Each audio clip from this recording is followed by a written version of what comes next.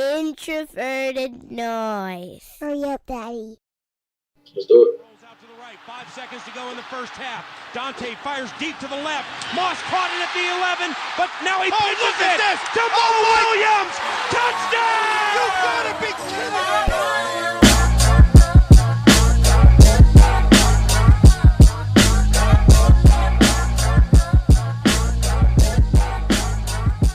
All right, well, welcome back to another episode of the Climbing the Pocket Protectors podcast. I don't know.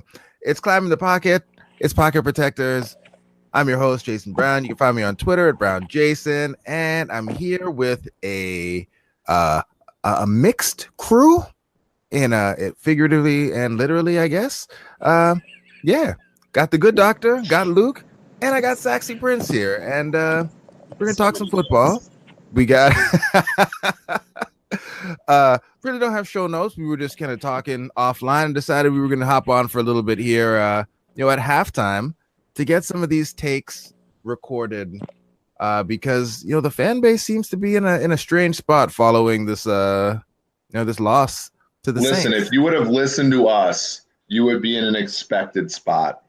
But since you didn't listen to us, you are in an unexpected spot. That's enough out of you. And that is your fault. Yeah, with that said, though, Eric, how you doing? How you been? Because I know I did check out Green Line beforehand, and it did say that my my score prediction for the Vikings game was wrong, because you did have the Saints winning a close one there. Outside of picking that game correctly, what else you been up to, man? Man, we had a good week for Green Line. The one that really hurt was San Francisco. We had them, and they had like an 18-3 lead or something like that, and lost it to Josh Rosen. But other than that, the first half under in this Monday night game hit. So I think that's some goodness there. But I don't know, man. It's been an interesting NFL season, right? I think the Vikings have been they've been kind of everything we thought they were going to be. I think the last time we had the podcast was right before the Bills game, and I think all overlooked the Bills. And since then, they've kind of, I don't know, you look at the Eagles win, doesn't look as impressive anymore. Obviously the Rams and now the Saints. If you're a Vikings fan, you really have a lot of uncertainty moving forward here. Yeah, man. You did tell us to bet the under. I did. I did. You did tell us to bet the under, and it does seem to be trending in that way. Luke, what's going on, man? Packing stuff up, putting out great content, bringing the fan base together with Thielen montages. What else you been up to, dude? Yeah, I've been doing a little bit more kind of film stuff this year, just because I kind of made like a resolution to try to learn more about it. But my home is still in the numbers. Right. But yeah, still writing every week for Purple PTSD. Still doing the Purple Journal. We've been giving away gnomes left and right. Listen to that show if you want to get in the raffle. I did not win the gnome. I only think like no 2 or 3 gnomes. people were right. No gnomes for me. And Sexy Prince is in between Uber rides right now. How you doing, man? Listen, I drive a 2007 Prius, so I got to get as much work out of this as possible. You are a hard-working man there, Sexy Prince. You break all the fake millennial stereotypes. Well, all right, guys, let's get to this thing here. Let's talk about it. And Luke, I actually want to start with you because you had a take. We were joking around, but it's still also kind of a real take as well. And it was name a more iconic duo, 350 yards passing and losses. But I was super worried that you were about to throw out one of the takes that I've dropped in the DMs that's not ready for public consumption. I would never. That's a sacred place. This is one of those places where, Kirk Cousins, when you look at the box score here, 350 yards passing, 8.76 yards per attempt, his adjusted yards per attempt over 8.6, passer rating 107.7. But the Vikings come out of this game with the L. From your perspective, having watched the game, I imagine probably at least twice now, what was your thoughts? What were your feelings about how Kirk Cousins played in this game? And is it strange to you at all that in this game that on paper looks to be one of Kirk's better games out of the last, 3, it came down as a game that the Vikings were not able to win. Yeah, I mean, I definitely don't think this was like even a top half game of his season, right? Like, he was way better against the Rams. He was way better in, like, the Packers game, in Lambeau and stuff. But, like, and I think if you're, the reason I tweeted that is because, like, quarterbacks racking up a whole bunch of stats because they're in shootouts because they're behind, like, happens all the time. And then, people, like, I think I say this all the time that, like, box score scouts must be constantly confused about, like, quarterbacks racking up 350 plus, but, like, how did their team still lose? What? Football makes no sense to me. Like, I always just imagine, like, some meathead sitting there looking at ESPN box scores and just, like, drooling on themselves. But but I think, like, with Cousins, he definitely, like, has been the same guy all season. He's been forcing all these throws. Like, I can't wait to see his, like, turnover-worthy plays at the end of the year in the QB annual, if that's going to come out again. Because I think he just, like, he always forces these tight window throws. And, like, sometimes it turns into that, like, crazy Adam Thielen catch in Lambeau in week 2. And sometimes it turns into, a tight window throw that gets tipped up and intercepted, or, I kind of think that somewhat led to the pick 6 for PJ Williams, although that was kind of pretty clearly more Diggs' fault. And then his ball security issues are, like, still a thing and always have been a thing and always will be a thing. Like, if you're surprised that, like, wow, he's fumbling so much, oh my God, like, you shouldn't be shocked by that at all. If you're surprised by that, you should look at how you evaluated this. Well, yeah, you just probably never watched him play before he started playing for the Vikings, if that's something you're surprised about, because I mean, it's an ongoing thing. And I guess, Eric, from your perspective, what are your thoughts on this game in particular, how Kirk Cousins played? And I guess, how are you feeling about the team, generally speaking, kind of where we are now at this point in the season? Yeah, the weird thing about Kirk is that, in terms of negatively graded plays, he's actually not generating that many. They just all happen to be bad, like really bad.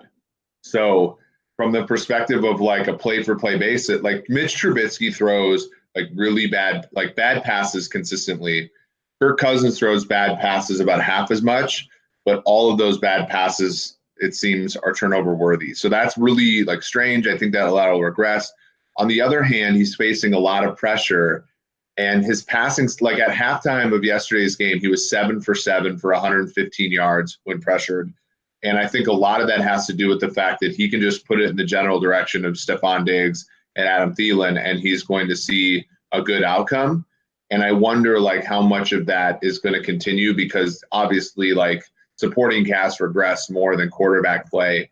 And so, I don't know. So when I think about yesterday's game, I think it's a game that the Vikings are really going to look back on and ask themselves, like, how did we let this slip through our fingers? I think that game, the Vikings controlled for the first part of the game. They held the Saints to 3 drives in the first half that didn't result in touchdowns, maybe 4. I can't remember. I think it was more like 3, but, like, their defense played the part, even with all those guys out. And I think they're really going to regret having not played a great game and having won.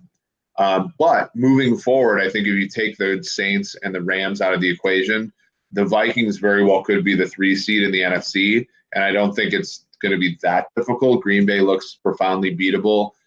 Detroit and Chicago are kind of Detroit and Chicago. So I do think that they can win the division. And in the playoffs, like, if Kirk Cousins can avoid the mistakes, I think that they can hang with anybody. So if you're a Vikings fan, you should be optimistic, but you should also not be surprised the player Kirk Cousins has ended up being. I did not expect to hear breadstick slander from you. Boo. The breadsticks are the fact that the breadsticks are in first place in the NFC East is the best. Yeah, the NFC East is awful. But Saxy Prince, were you able to get that second watch in of the game today? Because I know you were going to try to take another look at it. I was going to try to sneak it in, but I wasn't able to get there. But it was really nice actually being at the game, because I feel like you get to see the field in which, when you're obviously having the plays and stuff, you don't get to see all the little I guess I would call them consistencies that you see. Like when you see like when something bad is going to happen, you can see it way more. It's way more evident when you're like actually at the game. You're like, oh, this is going to happen. It's going to, oh, yep, it's happening now. Whereas like when you're watching it on TV, I feel like you're just so far removed away from it that you maybe don't see it until like, Cameron Jordan is right at his hip, and then, something bad happens. Yeah. So with that said, in the third quarter, like before the pick six, and I know I mentioned it to everyone that's on right now, is that when I was watching the game again, I guess maybe I was just caught up in it, and probably because it was a night game and I was drinking, but I didn't really remember right away that, Kirk Cousins seemed intent on giving that game away really through that whole sequence leading up to the pick six. Like he just seemed to be going too fast or something, like for that whole sequence where he had a play where he threw it right to a linebacker who dropped it. And then he had that weird scramble, almost fumble where he just should have thrown the ball away that almost resulted in a turnover. And then he threw that blind pass to where he thought Stephon Diggs was going to be. But, I've seen other people kind of talk about it, and I don't know that they're necessarily wrong, that had Stephon Diggs kept running, that might have just been a pick instead of a pick six. But he didn't know who he was throwing that ball to. Like, it just seemed like for that whole sequence, he was out of sorts and something bad was going to happen. From watching it live, I guess, is that something that you were able to get a sense of there, or it was just like, what is happening? What is he doing? What were people around you saying during all of that where he was just trying to give the ball away? Yeah, I mean, I was fortunate enough to sit next to Kuma, and he was kind of calling like things out and what the Vikings should be doing and whatnot. And yeah, even on that pick six play, I didn't see Diggs stop live. I thought it was just like a bad Kirk Cousins play, but I did see the clip again, and it's like I did see Kirk throw the ball, and I'm just like, I don't think that should have been the receiver he should have been thrown to. So even if Diggs did stop, that's obviously miscommunication. I think that's a miscommunication on both of them. But even so, it didn't really look like that was a play that Kirk should have thrown. I felt like he should have either thrown it away, or maybe I can't even remember, either like scrambled out or try to do something different than throwing it like that. But yeah, there were a number of plays where it's just like, I think Austin Blau, I think it's how you pronounce it, he put it the best way today. He said something along the lines, it's like Kirk Cousins is like a Mac, right? When he's running smoothly, everything's great, it's fast, all that stuff. It's just that, but like when things start to like malfunction, he just everything gets shoddy, and like it's just not operating smoothly, and that's really Kirk Cousins. It's when his technique is just off, his timing, his rhythm is off. And that article that I put on Daily Norseman last week kind of talked about this. Is like you just feel as if when he's off rhythm, like he's not going to be the quarterback that we need him to be at the level he should be playing at.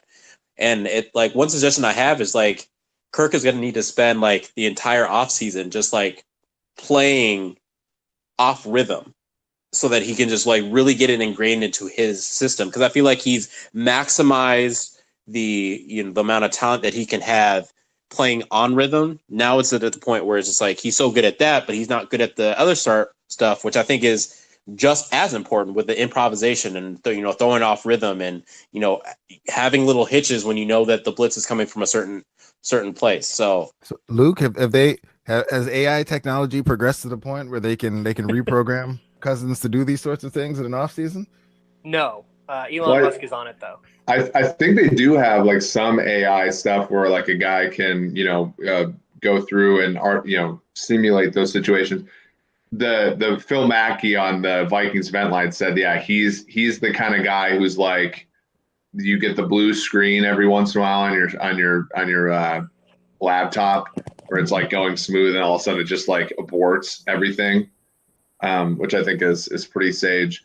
That I do think what Yinka is talking about actually does explain his pressure numbers too, because like it was somewhat similar with Sam Bradford, which Bradford was like second in the NFL in passer rating when pressured in 2016 for the Vikings.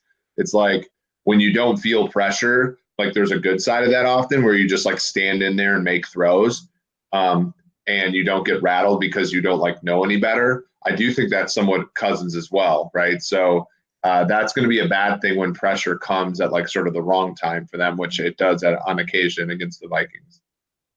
Yeah, and that's a great point. And maybe that's part of, the issues that we see with some of the turnovers is, being oblivious to that pressure is part of the reason that he's able to put up those great passing numbers. But being oblivious to that pressure is also why he sometimes doesn't move off of his spot or protect the football or, climb the pocket, et cetera, which leads to, like you said, they don't happen often, but when they do happen, they seem like disastrous plays in waiting, like that, backwards throwaway pass to Diggs and things like that the week before. So yeah, that is an interesting thing there, but not to rag too much on Kirk Cousins, because I guess, Eric, because you do this for, a living now and you're modeling kind of, performance and all these things.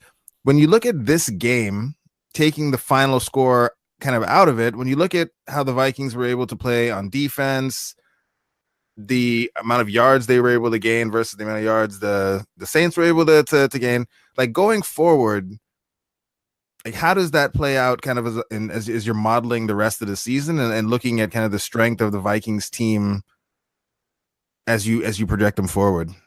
Yeah, I still think that they are the favorite to win the NFC North. And we're going to run our simulation tonight as soon as the Monday Night Football game's over. But I still think the most likely outcome for them is 9-6-1, and I think that will be enough to win the division. I think they have some tough games coming up ahead against New England, for example, Green Bay, Seattle, and it looks like they're not going to be the disaster that their Twitter thought that they were going to be. So they're going to have some tough stretches, and I can almost guarantee you they'll lose a game that we thought they were going to win. But Chicago is a team, their defense is good, but defense is a regret. We see with Jacksonville, we see with Minnesota, defense is not something Baltimore you cannot hang your hat on, right? So Chicago, it's going to come down to Mitch Trubisky, and I'm just not bullish on him. The Detroit Lions, they have a couple good games in a row. They beat Green Bay, for example, and then they lose to Seattle by multiple scores. Green Bay has a really tough schedule coming up, starting with, actually last week with the Rams and now with New England. So they don't have a cakewalk moving forward. So I do think that the path is there for the Vikings to win the division. And I think, their defense is not going to be as good as they were a season ago, but they're going to be good enough that if Kirk Cousins can play as well as he's played so far this year, it should still be the front runner for the division. I like it. Luke. Because it's that time of year and people keep talking about it. And are there any trades out there? Let's say the Vikings could figure out a way to make the money work. Are there any trades out there, any players out there that the Vikings could add to the team that would make a difference for them on this run? Like, we know everyone, I guess every guard name that anyone has ever heard of, people want to add to the team. Reasonably available players? Yeah. Patrick Peterson's first one comes to mind. Doesn't sound like that's happening, but that would be insane. That would have been amazing. That would be nuts. God, who else is even out there? Really, we don't need Patrick Peterson. We have Trey Waynes. Hey, he's having a nice year. That is correct. And Holton Hill had a nice night. He did. Had like an 82 grade or something. And Trey Waynes is now our best cornerback, per Vikings Twitter. Really be true. God, who else is out there? Screw it, I'd trade for Lev Bell. YOLO. Oh boy, I would. Yeah. He's a good slot receiver. There we go. Lev Bell. Can I interject? Yeah, hop in. The Kirk Cousins era in Minnesota is 3 years long. I would not give up any capital this year to make, because for one, I think offensive line is one of the most overrated things in football, and so like they're a great passing game even with an offensive line that includes Jayson and me at two guards. So, but I think the Vikings really do need to start developing some depth on their team, and they did a good job in this draft, but they could use another full draft of it. And I think like surrendering a draft pick at this point in time for kind of a rental player would be a mistake. I think to make any trades work, you'd have to be getting rid of like an expensive veteran to like move the money anyways, right? Like you'd have to trade like Anthony Barr for someone. Yeah, I and agree. You shouldn't give the up best any part draft of it is picks right that now. like because at this point it's just anyone that we've ever heard of is who people want to add to the team. But like, guys like Osemele are grading way worse than our most hated lineman, Tom Compton, who very well might be our highest graded lineman season to date, or close to it. And Sheldon Rankins ate Isidora's lunch last night. Oh my goodness. Oh my goodness. We had Sheldon Rankins looking like Aaron Donald yesterday. Like that was crazy. Where he just bench pressed elf line into the back, like just Yes. That was disrespectful. disgusting. And he Just did the same thing to disrespectful. Isadora too. He Oh, just yeah. was like unstoppable. Well, I mean, with Isadora, I feel like he just kind of pushed him out of the way. Just rudely like slapped him out of the way. And went and sacked Isadora the did have a good run blocking grade, which I think is pretty nice. But like he had this crater pass blocking game. O'Neal got beat up real bad by Cam Jordan. Rough day for a couple of the young guys. And I know you did it in the off season, and we haven't talked about it. So I'm gonna guess you probably. I don't know if you've done it yet, but Eric, from like I know you guys had looked at kind of like quantifying like a coaching effect. Is that something that you guys look at in season at all? We do actually. So Looking at this thing here, and sure, there are some good players there, but the fact that both New Orleans tackles, both of the Rams tackles, are very high in your grades. I think both of the guards for the Rams are also very high in your grades. Like, are we seeing something that's happening there from like a coaching or scheme perspective that's really putting those guys in more favorable situations? And is any of that something that we can copy for our team to help our tackles and guards out in any way, shape, or form? Or is it just those players are awesome and they are just also in a scheme that is helping them out? Yes. So I think that like the fact that Andrew Whitworth is like is giving up like one sack this year is part him being awesome and part the Rams just doing such a great job. And I do think that the Vikings offensive line not being very good is part talent and then part coaching. So like, I don't know, like if we watching the Patriots right now, like there's no one on that offensive line that's particularly good in terms of like raw talent, but they seem to get it done, right? They got rid of Soldier. Soldier goes to the Giants. He's been basically a disaster so far. So I do think that like there's something certainly you can do in terms of being better than the sum of the parts along the offensive line. And to me right now, with the receivers that the Vikings have, it really hasn't necessarily been necessary for that to occur even, right? Because they've just been so good at the receiver position. So I don't know. I think scheming more quick stuff to Diggs and Thielen would help a lot. If you're asking about John DeFilippo as a coach, he is in the lower 5 in the NFL right now in terms of offensive coaches going into week 8. I'm assuming that with some of the stuff that transpired Sunday night, probably similar. So he has not looked good so far. Mike Zimmer continues to be great. Okay.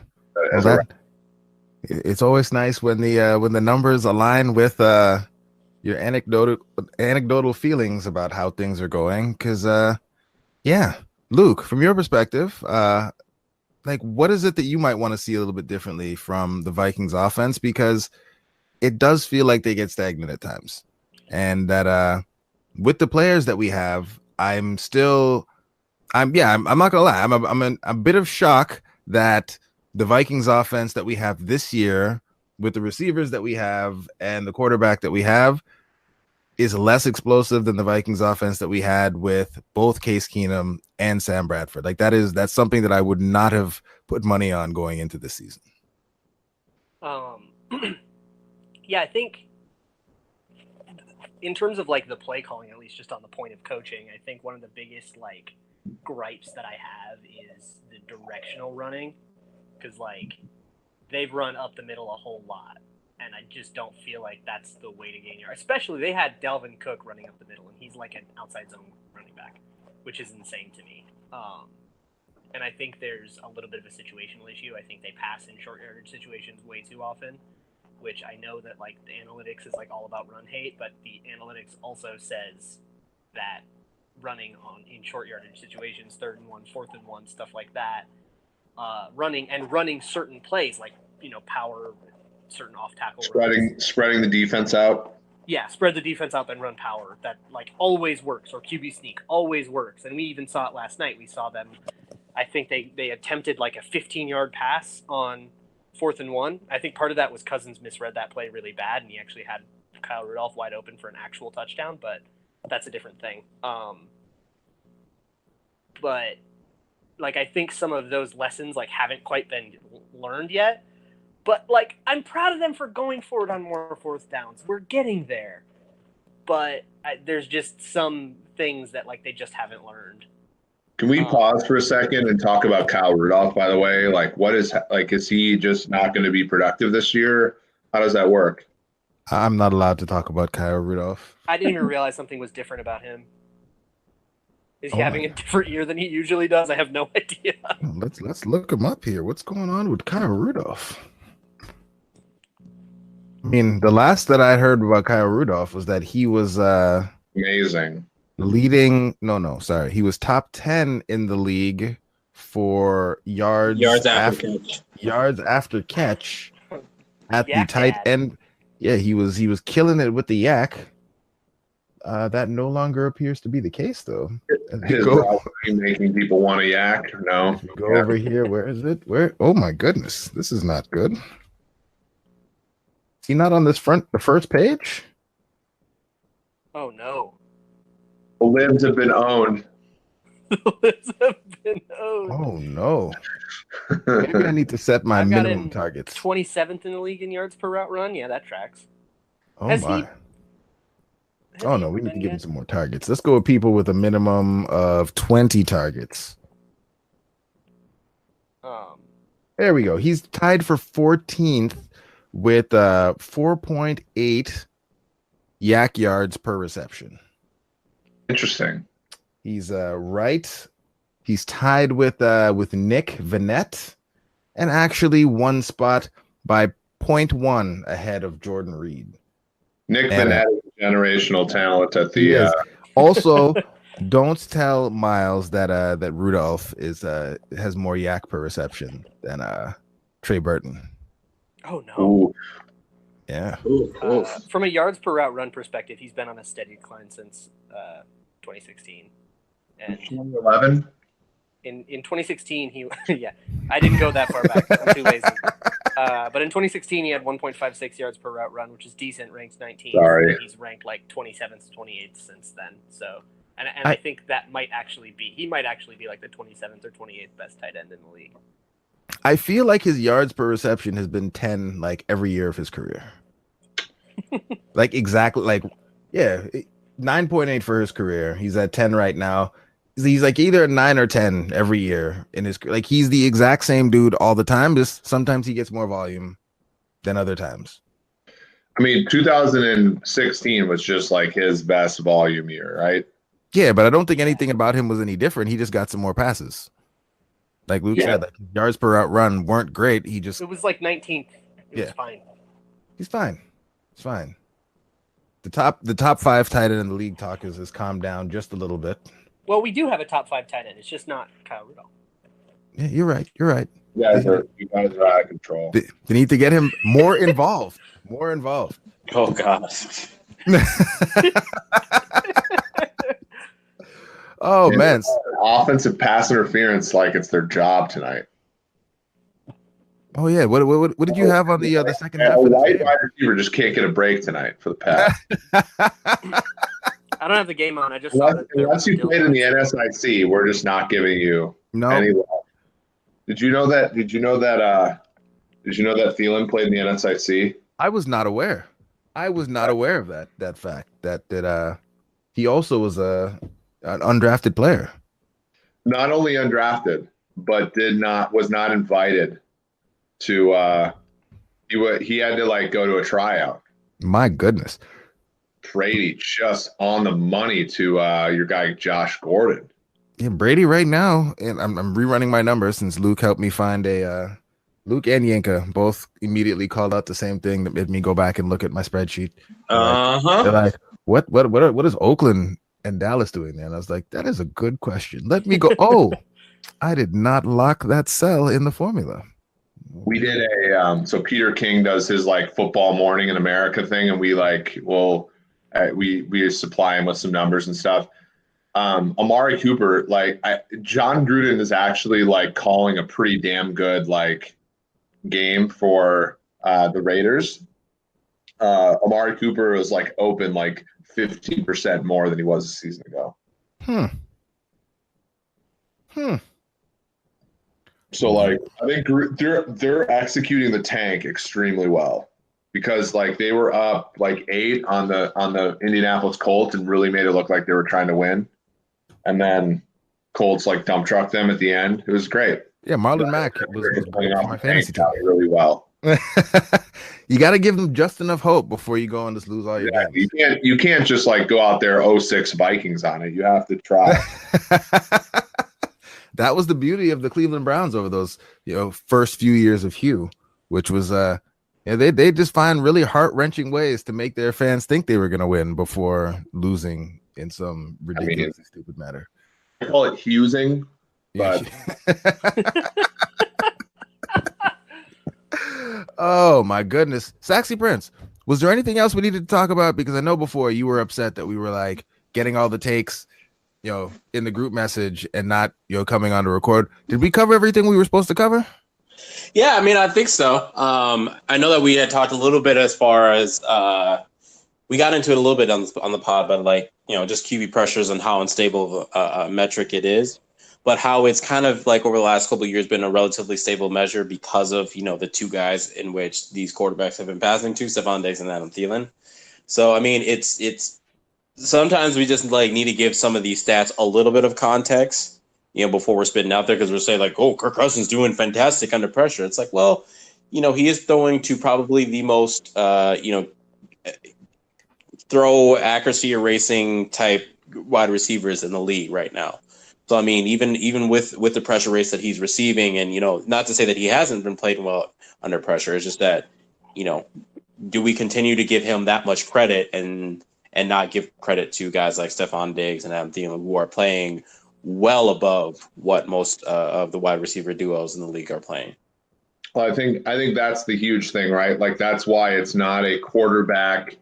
That's why it's not a metric necessarily the quarterback owns, right? Because if you look at, say for example, if you're a really good offensive coordinator, the plays that your quarterback takes pressure on might be on where you entice a blitz or something like that, and your hot receivers are wide open. Whereas some guys, if you play for Mike McCoy and you're under pressure, you got no options, right? So, and then pressure comes in all shapes and sizes, and supporting casts come in all shapes and sizes, and hence, like when a quarterback's under pressure, you ascertain less about them than you would like when they're clean, right? So I think that makes a ton of sense. And so that's why when you look at Cousins, like you can say I think pretty confidently that at least for this season you might see his pressure numbers remain the same. Yeah, I'm looking at it now. A little bit too. And you got Fitzmagic there at number 2 under pressure when we're looking at passer rating. And that's the same thing, dude. Like I'm like people in Minnesota might like think that this is blaspheme, but the Tampa Bay supporting cast offensively is better than the Vikings. Oh, that makes sense. You got Mike Evans and Deshaun Jackson. Who are we to be mad? Well, and Chris Godwin and O.J. Howard. O.J. Howard is twice the tight end that Kyle Rudolph. And both their tight ends are better than Kyle Rudolph. Yeah. So. No, yeah. That's not even that hot. And I actually really like Jameis Winston as a football player. So it sucks to see him not succeed right now. But Winston over the last 2 years has the highest percentage of dropbacks that are positively graded. He just has such a negative, his negatives are so bad that it's really hard to buy into him. So to me, that's the tricky part of Tampa Bay is you put in Fitzpatrick and he's probably going to do okay. and we'll never probably see, a guy like Winston's, opportunity to emerge, fully take shape. Yeah, and Eric, before we get out of here, and Yinka, thank you for bringing up the play under pressure. I guess it was last week or maybe 2 weeks ago at this point when people lost their mind over the possibility that maybe somebody was saying Kirk Cousins wasn't necessarily like an elite or top 3 quarterback in the league. And one of the things that you brought up at that point was the instability of play under pressure. But you brought in a baseball analogy that I wanted you to, to follow up on a little bit and really explain kind of what it was that you meant when you were talking about, pressure and why we fade, the guy who performed really well under pressure from one season to the next and what that might mean. Yeah. So like in baseball, they would look at, they have, I think like the big 3 outcomes, which are strikeouts, walks, and home runs. And essentially like, to the degree that you can control for ballpark, home run, like those 3 things the pitchers control. And what they found is that if you're trying to project teams and players and pitchers from one season to the next, those are the things you want to look at. Batting average on balls in play, which is called BABIP, is, there's obviously something to it because, if you're a guy that consistently gives up line drives, you're going to struggle. However, that metric is extremely unstable. As you can imagine, like there are pitchers who get like bad luck, and baseball is such this weird thing where they put percentages as 10. So like a guy that hits 320 one year versus a guy that hits 300, that's 2%, but we think about it as 20%, which it really isn't. So like BABIP is one of those things that you fade, right? So if a guy like has a really high batting average on balls in play, you can basically say it's because of luck. Same thing with a pitcher. Quarterback, I think it's the same thing. Like if you're trying to project quarterback performance forward, you look at how they do in clean, you look at how they do without play action.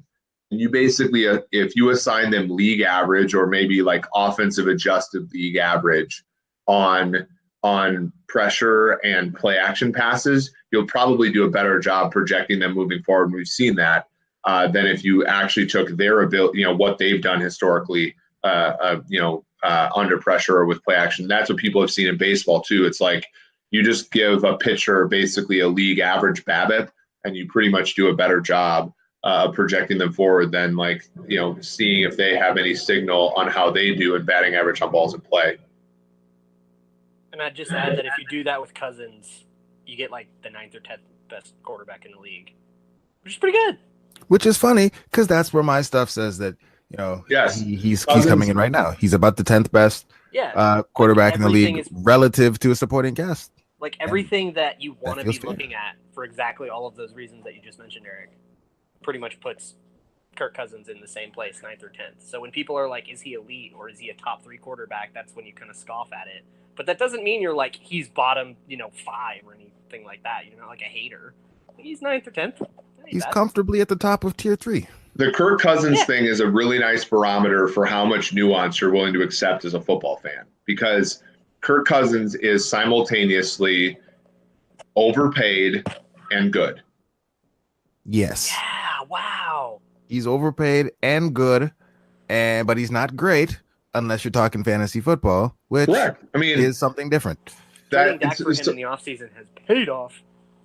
I mean, like, and so I had an interaction with a prominent fantasy football mind, and like he was very much on the pro Cousins bandwagon, and I was, I don't play fantasy all that much, but I even said like, hey, these are my reasons for not liking Cousins here, but at the same time, I can tell you that I own him in like 4 of my leagues, for the reasons you're talking about, and like if you're playing fantasy football, Cousins is a great get.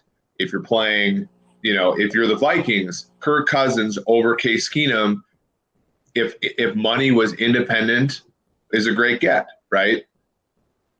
If you add in money, though, it becomes a little gray, and that's the point, right? That's what we're saying. None of us, I think Kirk is garbage or he's shouldn't belong on an NFL team, or he's not a brilliant businessman, honestly. Like, let's be real.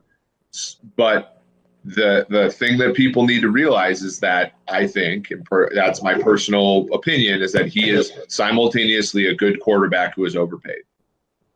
Yeah, and my position is that saying Kirk Cousins is a top 10 quarterback should not be seen as a slight on Kirk Cousins. Yeah, he's like probably top 10. Yeah. Top 5 is a bit of a stretch. That's okay. That's like fine. Aaron Rodgers and Drew Brees are in this league. It's okay to not be as good as them. Yeah, he's not as good as but that was the day that we're having today on Vikings Twitter, where it was compare Kirk Cousins and Aaron Rodgers raw stats day on Vikings Twitter. Well, Aaron Rodgers, by raw stats, Aaron Rodgers and Andy Dalton have been about the same quarterback for the last 3 years. I mean, yeah, that makes sense. I'm all in on that bit. Aaron Rodgers, mediocre quarterback. Yeah, he's not good. Not good at all.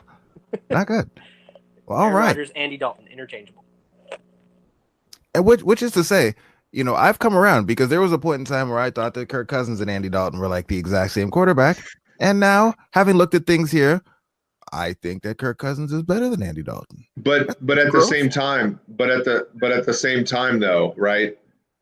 Andy Dalton's having a really nice year. Yeah, this is true. For my hometown Bengals.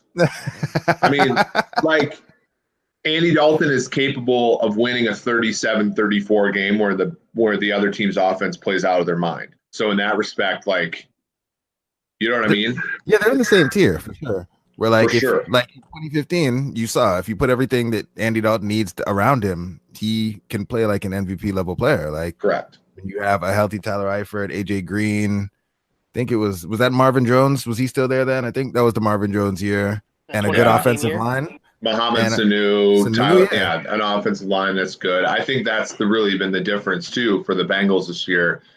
Not to get too far into the weeds, but like their offensive line is not a complete disaster anymore, like it was when they drafted high guys at tackle and they both flopped, and that's why they struggled for a few years, because they felt that they had to move on from Whitworth. Hey, speaking of the 2015 Bengals, how would you feel if Hugh Jackson were the OC of the 2019 Vikings? I mean, I think John DeFilippo is a better option. I think I agree with that. I think the league may have passed Hugh Jackson up. I feel, yeah. I think that, in week 7 of us trying to establish the run going into the fourth quarter, it might be too much. Might be too much. I don't think, couldn't do it. We have to get Latavius Murray going. We got to. Oh yeah, last take that I want to get everyone's opinion on. I have Saxy Prince's thoughts on it, but I'm gonna start with them anyway because we're talking about running backs. But the chorus is growing louder by the week about should Dalvin even get his starting job back when he's healthy? Should Latavius be the lead back and Dalvin maybe be the change of pace back? Yinka. Latavius seems to be coming into his own. He's doing well. I mean, his numbers now, in terms of, yards per carry, are as good as Dalvin's have ever been, probably better. Should Dalvin get the job back? What are your thoughts? What should we be doing? Give that man his job back. Okay. That was very definitive. Luke, what are your thoughts? Latavius, Dalvin, what should we be doing here? Pretty sure Dalvin's like always going to be more elusive, right? But does elusivity lead to production? This is actually a question I've had for a while. No. Yeah, so running back or offensive success in the running game is very, very minutely associated with the play of the back. Okay, but like insofar as backs go, is right. If you control for everything, you'd rather have a more elusive guy than have another guy. Although I will say, I'm a fan of Latavius Murray as a human, like from everything that my friend Matthew Caller has told me, and like he's a person I root for, and I think similarly of Dalvin Cook, but I think more of Murray because he just seems like just a sweet guy. Murray has done a very good job of, and we haven't seen Dalvin play in like 2 years, so I honestly don't know if this is the case, but Murray doesn't seem to ever put the Vikings in bad situations. Yeah, I will say, as a runner. So in about a third as many attempts, or more like half as many attempts, Dalvin Dalvin Cook still has more forced missed tackles than Yes. Latavius Murray on the season. And out of the backfield, I'm assuming he, he's a good receiver and everything. Like but I don't know. The thing is that the running game matters so little in the NFL that I think it's just a discussion. Like it's for old time people to talk about, I guess. It really doesn't matter. We should have Flip on here. We should have Flip on here to talk about the sanctity of football and the running game. Now I feel like Flip would be okay without the running game. Maybe we get I got yelled at by David's buddy Drew for talking about play action and running, how well you run the ball not mattering for how I love well you my colleague George's tweet that the Vikings ran play action without running the ball first in the game and how that's a felony. And David came, he's like, yeah, when we grew up watching football, it was a different thing and it's difficult to adjust. But people were really upset with me for the take that, you don't have to be able to run the ball for play action to work because the linebackers aren't reacting. The linebackers are trained from the day that the first day that they put on pads to follow play action fakes, right? So yeah, they should. That's the world we live in. God help us all. Yeah, they should stop doing that. But anywho, gentlemen, this has been fun. We've covered all of the things that we wanted to. We've, Eric came in and had positivity and hope for us going forward, backed by math and anecdote, but mostly math, which feels good. Has us winning the NFC North, which is a beautiful thing. Kirk Cousins is a top 10 quarterback. Yinka didn't say anything racist. It's a great show all around, gentlemen. I think that's the real win here, fellas. That is really the win. If we can get through a show where I'm not or tweeting out anything racist, I think we need to count our blessings. Well, so. I had to bring our two white friends on the show so people could see that you weren't actually. I was on the lookout for it because God knows that's the real problem we have to solve in this country is racism against players like Adam Thielen and maybe Jordy Nelson. That is true. Adam Thielen. I actually saw a thing on Instagram where it looks like somebody created a narrative that people say Adam Thielen is not fast, so they could then counter this narrative with, a meme showing Adam Thielen's 40 time. And I was like, I don't know that anyone has ever said Adam Thielen is not fast. Guys, what this world needs is more people advocating for white folks. I mean, yes. There's such a shortage. Nobody's standing up for the poor one. No one. Listen, growing up in Detroit Lakes, it's got to be hard. It has Detroit in the name. I mean, Detroit is in the name, so it's gotta be tough. Somebody's got it. If you're not going to advocate for Adam Thielen, who is? Oh, all right. Well, with that note, I'm gonna go ahead and just shut this thing down before one of us gets ourselves in trouble. Gentlemen, thanks for coming on. Listeners, thank you for sticking with us, and send all of your angry messages as always to @SexyPrince on Twitter. My DMs are always open. Send your racist DMs to me. Sweet. All right, y'all. Have a good one.